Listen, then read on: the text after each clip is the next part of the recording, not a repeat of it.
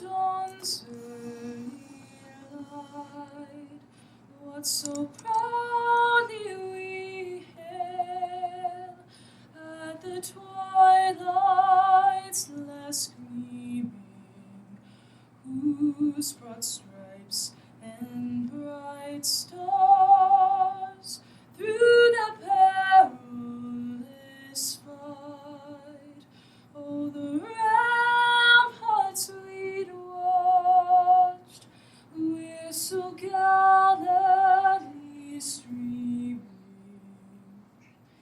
and the rockets rag aloud, our bombs bursting in our gate prove to the night that our flag was still there.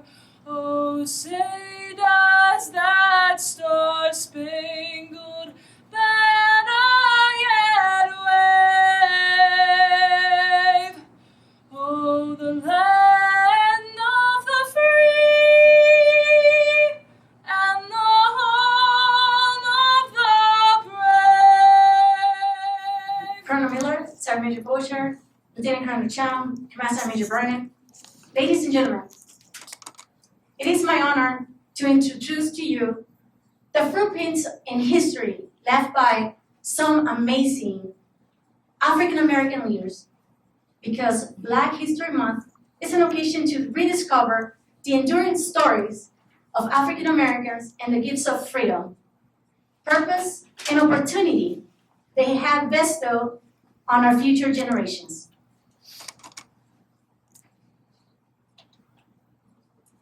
Sergeant Major Robert Washington. It's also a distinguished member of the 34th Armored Regiment Award Hall of Fame. I would like to point out that he left an incredible legacy in the military service that awarded him with the Legion of Merit for his selfless service. His name can also be found in the book that holds the first African American sergeant majors in the Army. And by the way, he is class 21 at Fort Bliss Sergeant Majors Academy. Additionally, Dr. Reverend Washington is a pastor of the Nightlight Christian Church for over 9 years. Giving to the community is important to him, who helps feed the poor and provides food for his church, and he's held in love and admiration by all who know him. 16 December 1828, a colored child named Becky was bought by Joseph Wagner for the amount of $50 to serve as a slave. Becky is the grandmother of Sergeant First Class Herman Wagner.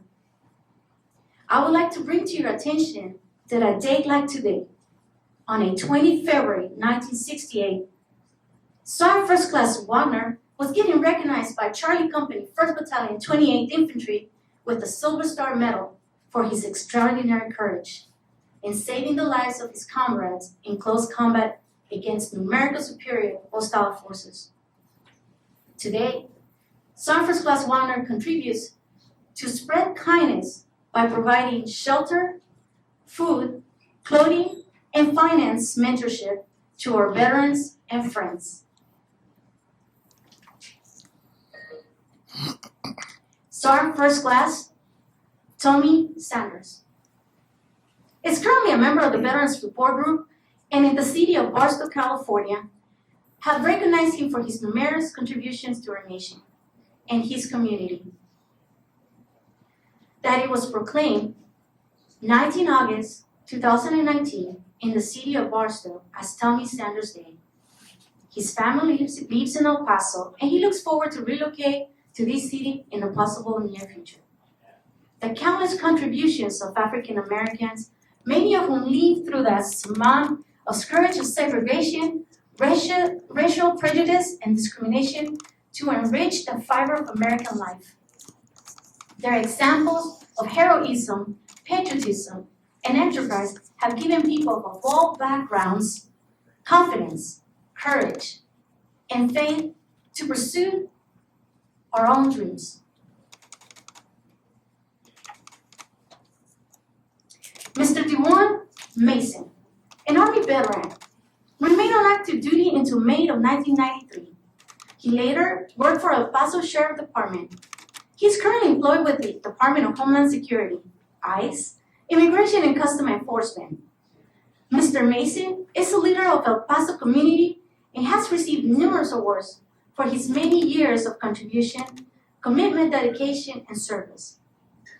He received a 2013 Outstanding Citizen Award from Houston Attractions LLC, the 2015 Unsung Hero from El Paso Chapter Links Incorporated, the 2016 Community Service Award from the Immigration and Customs Enforcement, the 2018 Dr. Martin Luther King, Harrison Johnson, and the MLK Committee of 2018, he awarded the Man of the Year by El Paso Black Vote. 2019, he was the Grand Ambassador for El Paso and the first Black Expo, and he has also many other awards from his Masonic organization.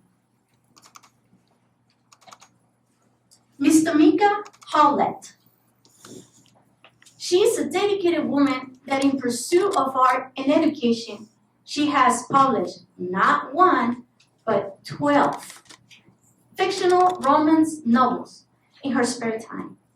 She loves to promote reading and encourage others to work hard and to never stop your imagination from creating big dreams.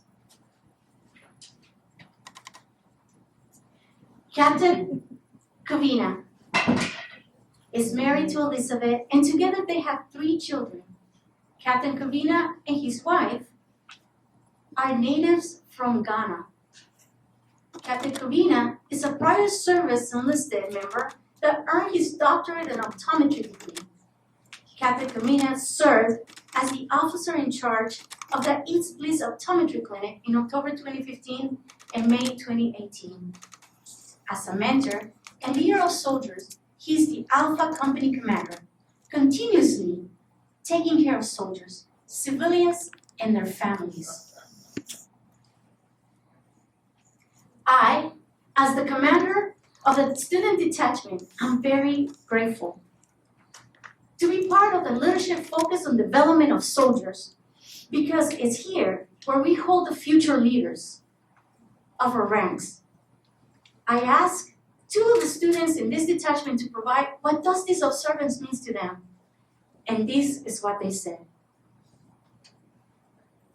Specialist Tyrion Lowery, he's from Newark, New Jersey, and he said that on this observance, he would like to recall the life of Sergeant First Class Edward A. Carter Jr., a World War II Medal of Honor recipient, that despite knowing that he was going to get demoted from a staff sergeant to private, he volunteered to serve in combat. His actions not only saved the lives of his unit, but also challenged the stigma of the Negro soldier. In his spirit, let us remember that it's not color, sex, rank, or creed that determines the value of a soldier, but our actions, character, and commitment to selfless service.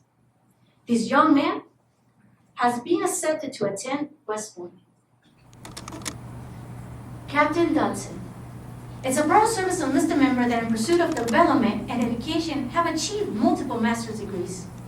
He also is a fitness enthusiast. He has won back-to-back world titles for Men Physique 2017 and 2018, and is an Army Master Fitness Trainer. With 3 short years of competing, Captain Dodson has earned many titles and won over 20 trophies, medals, and plaques, to include the most inspirational athlete in the 2016 World National Bodybuilding Federation in South Carolina Championship. As part of the William Bowman Army Medical Center Student Detachment, present and future leaders in the United States, Captain Dodson hopes for the future that all Americans can attain the American dream.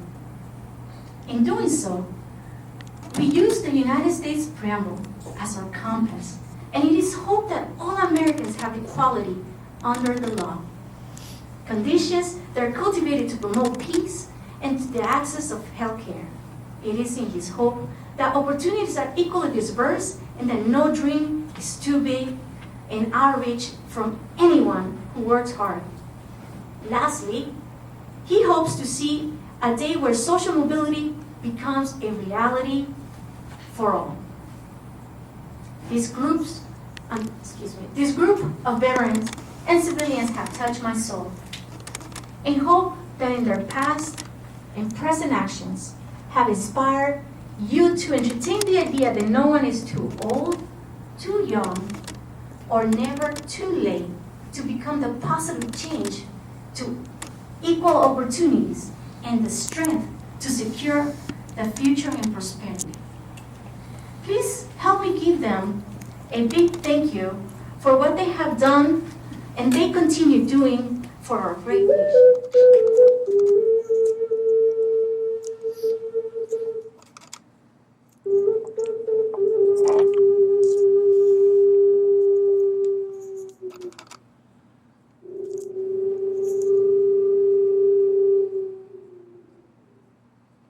Well, son, life for me ain't been no crystal sphere. It's had tacks in it, and splinters, and boards torn up, and places with no carpet on the floor. But all the while, I've been a climbing on and reaching landings and turning into the dark where there ain't been no light. So don't you turn back.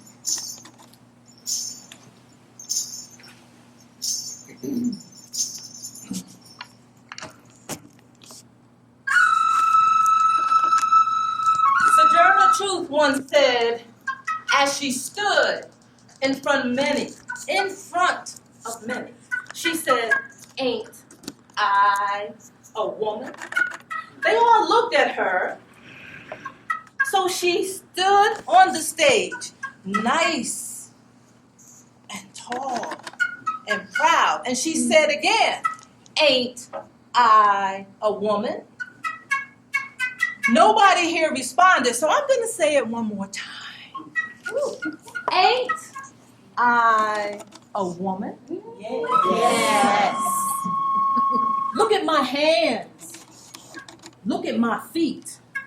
I've worked and plowed in the fields as best as any man could. So I say to you, ain't I a woman? Yes. Now, I know y'all ain't gonna believe this, but I bore 13 children. It's a lot, right? 13 children. And they never went hungry, and they were always clothed. So I say to you one last time, ain't I a woman? Yes.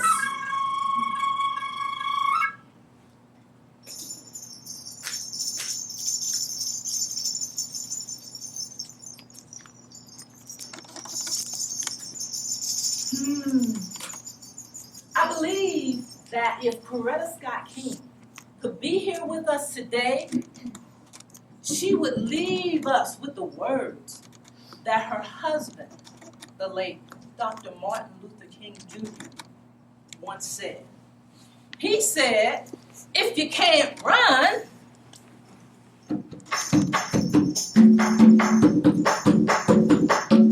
then walk. If you can't walk, then crawl. But by all means, I said, but by all means, keep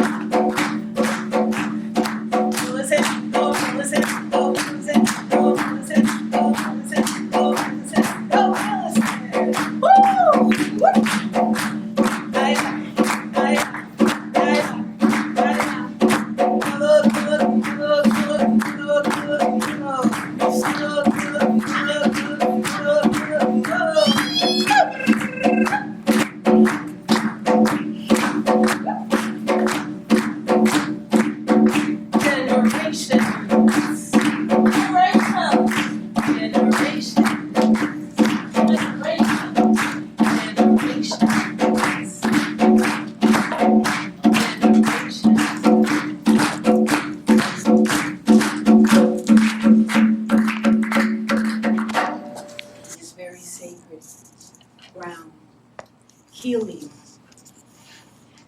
the scent of laughter,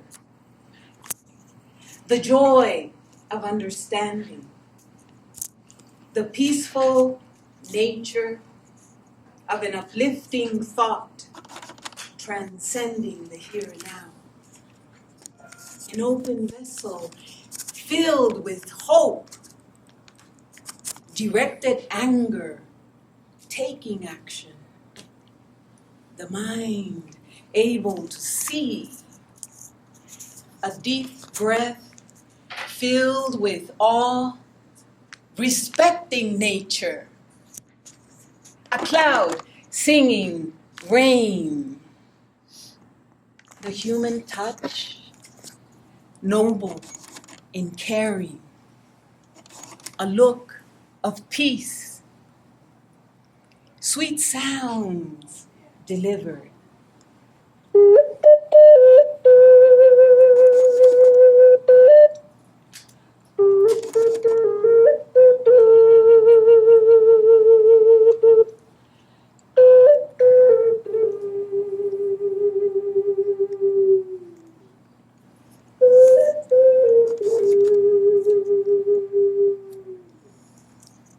Distant voices landing softly in the heart.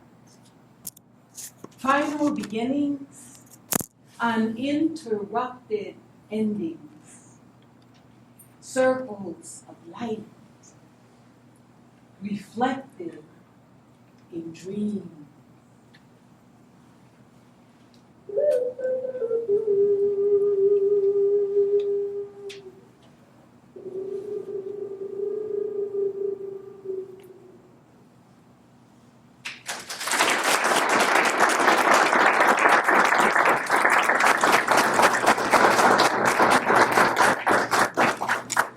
Good morning, good morning, good morning. Morning. How is everybody this fine Army Day? I say who? Now, I'm not sure how I'm going to follow my ancestors. But I assure you I will do my best to make sure you are honored and lift the voice that has been given to all of us to ensure that we are following the footsteps of those great giants that have come before us. With that being said, thank you to our wonderful command personnel for allowing me to speak, to Captain Morales for asking me, I don't know why, but she did. I am pleased to be in a room of people who are devoted their lives to advancing opportunities for all people. The theme, honoring the past and securing the future. What is honoring the past exactly? The past, obviously, is our history. It is the vehicle that has carried us to this very moment.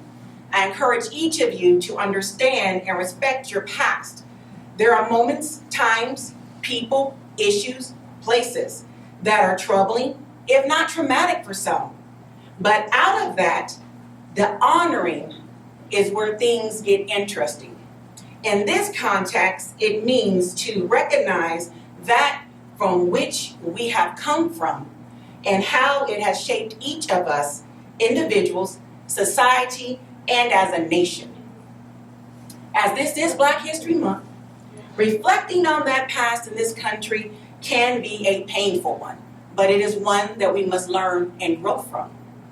Our character is constantly under attack, especially from all who stand on the side of righteousness. So if you're on the right side of things, you will be attacked, and if you haven't, rest assured, it's coming.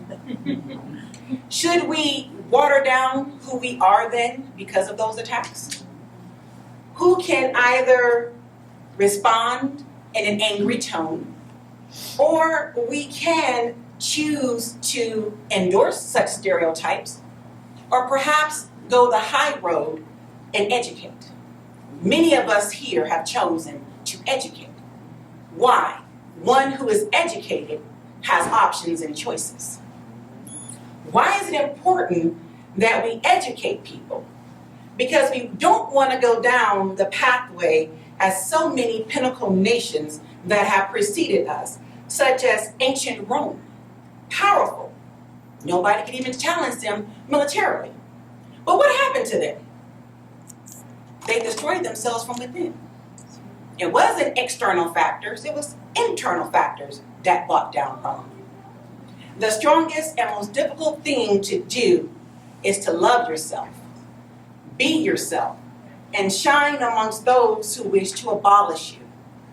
Stepping into the shoes of our forefathers and mothers, and to walk the roads that they traveled, I doubt many of us will be as far along in our lives as we are today if we had to do that now. President Obama spoke at Howard University's commencement ceremony, and he said to the graduates, if you had to choose a time to be, in the words of Lorraine Hansberry, young, gifted, and Black in America, you would choose right now. There is a truth in that statement.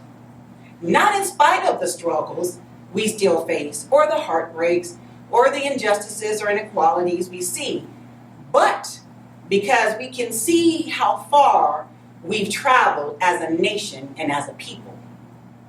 There was a woman born in Maryland in 1820. Her name was Armamenta Ross. Minty is what they called her, as those who knew her well. At the tender age of 29, she had enough, and she decided it was time to leave the plantation, time to find her freedom. So, September of 1849, she escaped. You're wondering, who is this woman? Well, when she escaped, she decided to take a new name to honor her past while securing the future for all of us here. She took the name Harriet Tubman. We call her Moses. And as we know, Moses freed the people.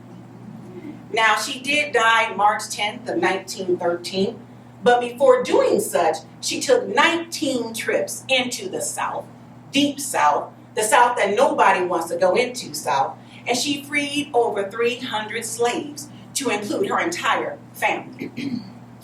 Not one time did she lose anyone that traveled with her. She stepped and walked in faith in her own truth.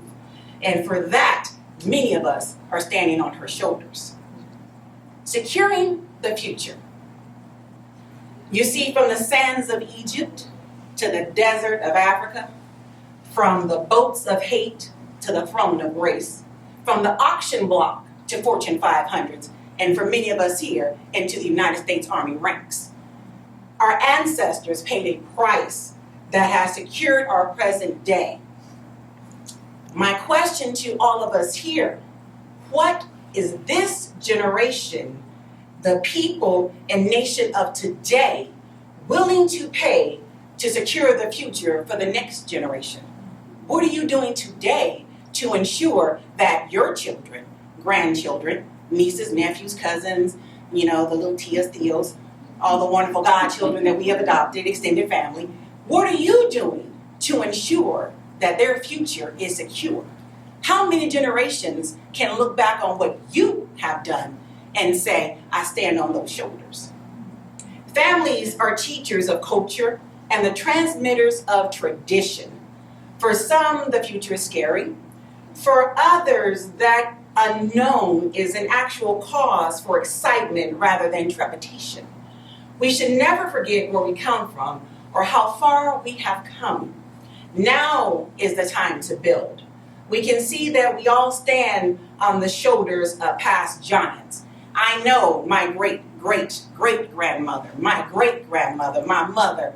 I stand on those shoulders because these women instilled in me a sense of pride of who I am and where I belong. And for that, there is no words to express my gratitude to them.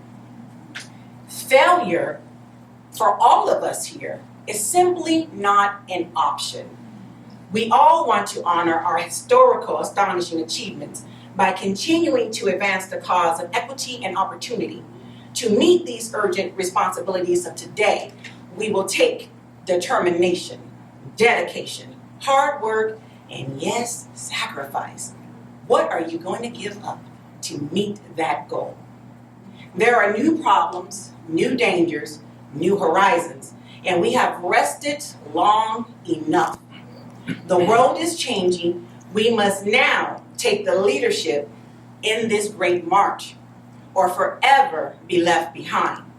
The symbol of our nation, the eagle, the bald eagle, is an interesting story. How we chose that, but a lot of people think we call it the bald eagle because it looks like it has a bald head. Well, that's true, but no. It comes from the Old English word piebald, which means crowned with white. And we just shorten it to bald. Convenience factor. We have the opportunity to create the best educated, most diverse, and inclusive America in history if we are willing to learn from our past and embrace the future as one. We must remember what our real responsibilities are so that we can solve the problems. In closing, because I promised I would not be up here forever, and after that performance, I'm not trying to be. Original, by definition, means pertaining to the source. So when you speak the word original, you are speaking of all of us, of course. Divinely made, handcrafted, sanded and buffed to perfection, spit shined, dressed right dress, head held high, shoulders back and ready to serve. Our past has set the stage for our future, and what an illuminating future it is. Thank you.